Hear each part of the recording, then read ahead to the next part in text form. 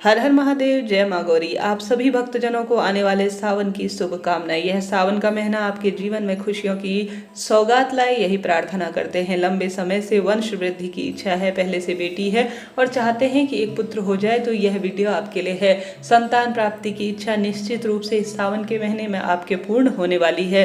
10 जुलाई 2025 से 9 अगस्त 2025 तक सावन का पावन पवित्र महीना इस बार चलेगा।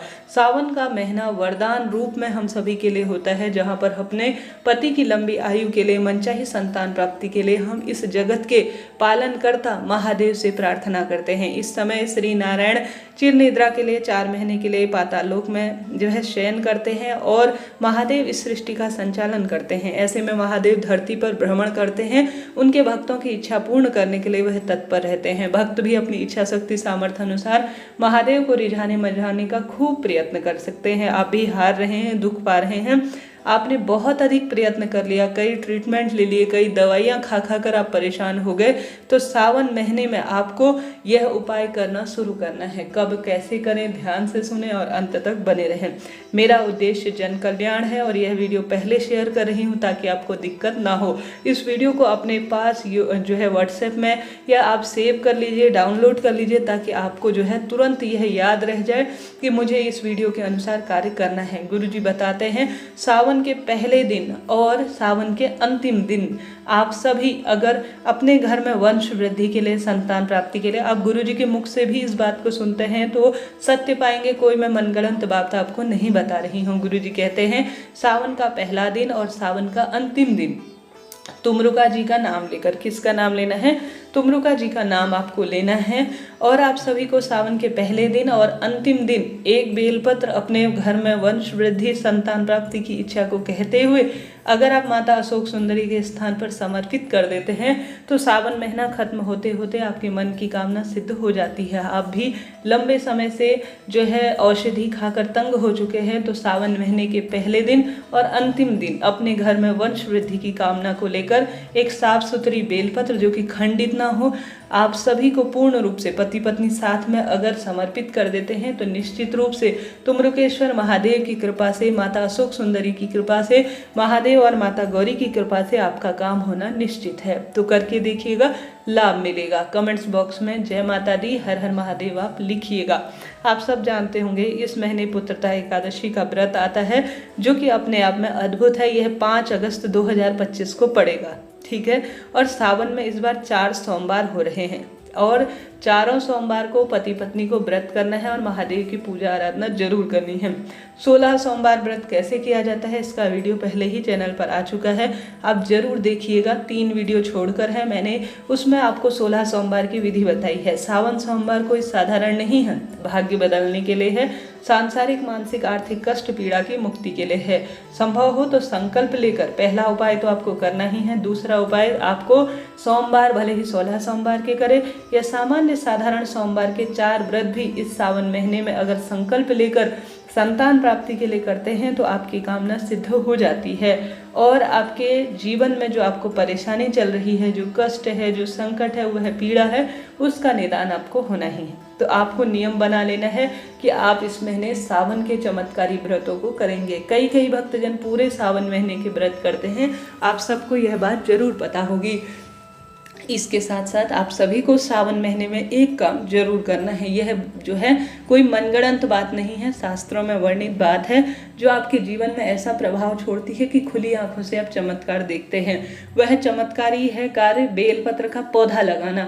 आप अपने घर पर, आपके पास जगह है, घर के दरवाजे पर कभी भी बेलपत्र नहीं लगाया जाता, वास्तु अनुसार यह अशुभ माना जाता है। आप सभी को बेलपत्र हमेशा अपने घर के दरवाजे के पीछे साइड, अर्थात घर का जो पीछे का कोना है वहीं पर पूर्व या उत्तर दिशा की ओर लगाना है। घर के दरवाजे पर बेलपत्र का पौधा कटीला होता है, अशुभ माना जाता है, वास्तु दोष के लिए यह कार्य करता है। तो इस चीज को आप नोट करते हुए चलिएगा। घर पर लगाने में असमर्थ हैं तो मंदिर प्रांगण में आप कहीं पर भी अपने साथ पति पत्नी दोनों जाइए और बेलपत्र का पौधा लाकर रोपित करें सावन महीने में।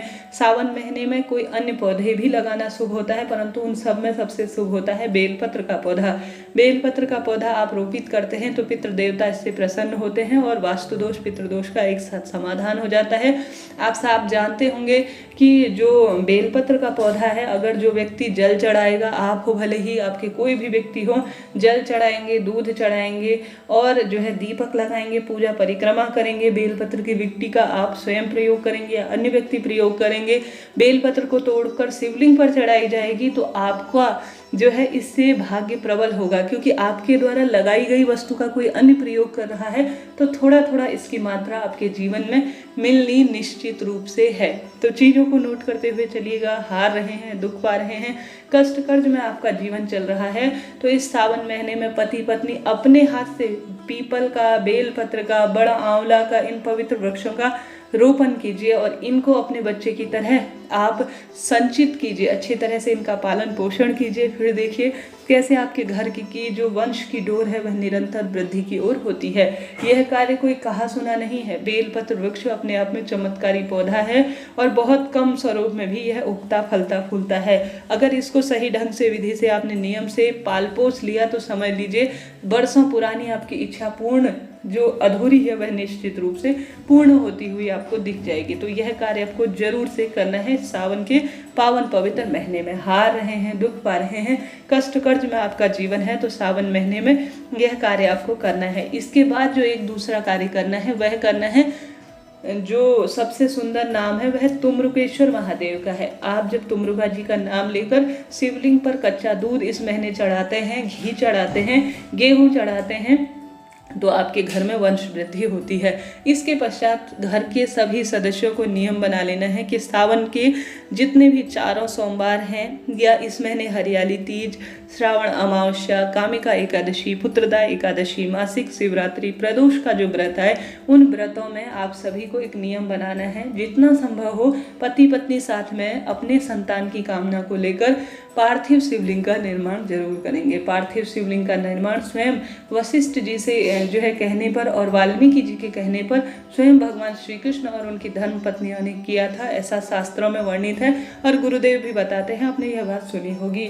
तो आप सभी को पति पत्नी को संतान की कामना, वंश वृद्धि की कामना, पुत्र की कामना को लेकर किसी भी पावन पवित्र वृक्ष के नीचे, बेलपत्र पेड़ के नीचे, आंवला, बड़, पीपल, बस तुलसी में यह कार्य नहीं करना है। अन्य किसी भी पवित्र पेड़ के नीचे आप सभी को ज्यादा से ज्यादा पार्थिव शिवलिंग का पूजन करना है। संतान की कामना से पार्थिव शिवलिंग में कच्चा दूध समर्पित कर पूजन किया जाए तो इसका चमत्कारी लाभ देखा गया है। तो आप पार्थिव शिवलिंग पूजन कर रहे हैं तो कच्चा दूध मिलाकर, घी मिलाकर, दही मिलाकर वंश वृद्धि के लिए मिट्टी में जो है शिवलिंग बनाने का कार्य करें। सामान्य अन्य कार्य में आप घर का जल इत्यादि प्रयोग ले सकते हैं। तो यह कार्य पति पत्नी को करना है। घर पर आप बुलाकर जो है अपने घर पर पंडित जी से भी खूब मंत्र उच्चारण कर अपना संकल्प लेकर एक बार पार्थिव शिवलिंग पूजन करवा सकते हैं। शिवार्चन कराने से, पार्थिव शिवलिंग पूजन कराने से घर में बहुत अधिक सुख समृद्धि का वास होता है, परिवार में खुशियां बनी रहती हैं। इसके साथ ही ऊपर दिया गया नंबर है। मासिक धर्म के अनुसार पुत्र प्राप्ति की तिथि निकालने के लिए आप संपर्क कर सकते हैं, पंडित जी से सीधे बात कर सकते हैं। कौन सी तिथि मेरे लिए, मेरी पुत्र प्राप्ति के लिए होगी, इस बारे में आप बात करना चाहते हैं तो ऊपर दिया गया नंबर है, उससे आप बात करें। परंतु ध्यान रहे यह दक्षिणा देकर, अर्थात पंडित जी की जो मेहनत है उनको देकर ही कार्य किया जाएगा। सच्चे भाव, सच्चे मन से किया गया कोई भी कार्य निष्फल नहीं जाता। ज्यादा से ज्यादा अपनी भक्ति भावना को प्रबल करें। इस महीने श्री शिवाय नमस्तुभ्यम जो है मंत्र का जाप करें। हरिवंश पुराण का आप जाप कर सकते हैं। आप जो है ज़्यादा से ज़्यादा संतान गोपाल मंत्र का जाप कर सकते हैं। श्री शिवाय नमस्तुभ्यम मंत्र का जाप कर सकते हैं। रोज नियम पति पत्नी को बांधना है कि शिवलिंग पर आप पंचामृत, दूध, दही, घी, शक्कर, शहद चढ़ाएंगे, बेलपत्र चढ़ाएंगे। जल आपको रोज चढ़ाना है। घर पर शिवलिंग नहीं है तो लेकर आए।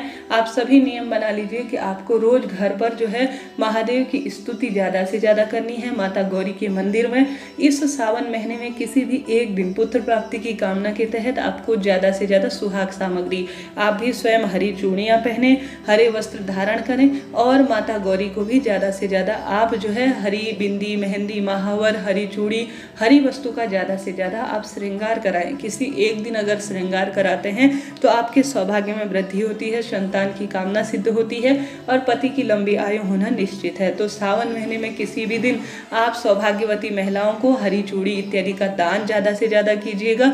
जिस दिन आपका व्रत त्योहार हो उस दिन दान की महत्वता ज़्यादा है, तो आप ज़्यादा से ज़्यादा दान कीजिए, माता गौरी को श्रृंगारित कीजिए, महादेव के मंदिर का झाड़ू पोछा कीजिए, महादेव के भक्तों की सेवा कीजिए। कुंडली में नवग्रहों की दशा मजबूत होगी और आपका सौभाग्य बढ़ता चला जाएगा। हार रहे हैं, दुख पा रहे हैं, घर में वंश वृद्धि नहीं है, कलह कलेश की स्थिति है, अपनी क्षमता शक्ति सामर्थ्य अनुसार सावन के महीनों का व्रत कीजिए, महादेव की स्तुति कीजिए, सुंदर दीपदान कीजिए, पार्थिव शिवलिंग का जो है पूजन कीजिए। दीपदान बेलपत्र वृक्ष घर के दरवाजे पर सावन महीने में रोज आपको करना है। निश्चित रूप से आप जो चाहेंगे प्राप्त कर लेंगे। महादेव की स्तुति कभी निष्फल नहीं जाती। हो सकता है अभी थोड़ा टाइम लग रहा हो, बहुत आप परेशान हो चुके हो, कई उपाय आपने कर लिए हो, निश्चित रूप से आपकी कामना सिद्ध नहीं हो रही हो, परंतु इस बार देर नहीं लगेगी। महादेव आपकी सुनेंगे और अवश्य सुनेंगे। सच्ची श्रद्धा, आस्था, विश्वास कहीं ना कहीं किसी न किसी स्वरूप में हमारे साथ चलता है। आप माने या ना माने, तो खूब भक्ति करें, अपनी जो है श्रद्धा की डोर टूटने ना दे। पति पत्नी साथ में रोज शिवार्चन करें, प्रभु की भक्ति करें, आप महामंत्रों का जाप करें, शिव पार्वती अर्चन करें और शिवलिंग का सुंदर श्रृंगार करें। दिन बार के अनुसार शिवलिंग पर वस्तु चढ़ा सकते हैं। जैसे सोमवार के दिन आप जल के लोटे में कच्चा दूध, सफ़ेद फूल डालकर, चावल डालकर शिवलिंग का श्रृंगार करें। मंगलवार के दिन जल के लोटे में जो है मसूर की दाल, लाल चंदन और लाल फूल डालकर, गुड़ का टुकड़ा डालकर शिवलिंग पर समर्पित करें। बुधवार के दिन बुध ग्रह की स्थिति मजबूत करने के लिए हरा मूंग, हरी पत्ती इत्यादि और हरे रंग की वस्तु से शिवलिंग पर समर्पित करें। बुध ग्रह मजबूत होगा। गुरु ग्रह की मजबूती के लिए जल के लोटे में पीले चने की दाल और पीली जो है जो पुष्प है, चंदन है, उससे शिवलिंग का श्रृंगार करें।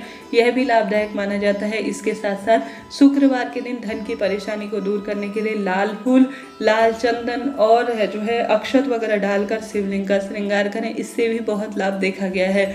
शनिवार के दिन जल के लोटे में काला तिल, जौ इत्यादि डालकर, नीला फूल डालकर शिवलिंग का श्रृंगार करें। शिवलिंग पर चढ़ाएं। पितृदोष, वास्तु दोष, घर के जितने भी काल सर्प दोष इत्यादि हैं और शनि राहु संबंधी परेशानी से मुक्ति मिलती है। रविवार के दिन शिवलिंग पर गुड़ का टुकड़ा और गेहूं समर्पित करने से सूर्य ग्रह की स्थिति मजबूत बनती है। तो अपनी क्षमता शक्ति सामर्थ्य अनुसार इस सावन में अपनी क्षमता सामर्थ्य अनुसार भगवान की सेवा पूजा करें, निर्धन गरीब जनों की सेवा करें, अपना भाव सच्चा और श्रेष्ठ रखें, गरीब बालक और बच्चों की सेवा करें। क्षमता सामर्थ्य अनुसार आपको किसी न किसी स्वरूप में माँ गौरी और महादेव खुशियों के भंडार भरेंगे। कौन कौन मेरी वीडियो यहाँ तक सुन रहा है वह भी मुझे जरूर बताएं और कमेंट्स में जय माँ गौरी, हर हर महादेव